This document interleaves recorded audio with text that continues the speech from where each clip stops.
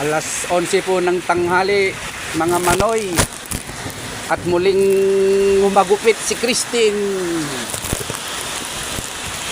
At lalo pang pinalakas ng hagupit ng super typhoon na ito. Kaya mga manoy, suggestion ko lang ay ang mga may asawang Christine ay kayo ay magpakabait at wag nyo silang ginagalit dahil iba magalit ang Christine pala ay sila ay napakatapang ay are ang kanyang ginawa doon po sa harapan ay wasak na yung kinakainan namin doon ayan po yan po yung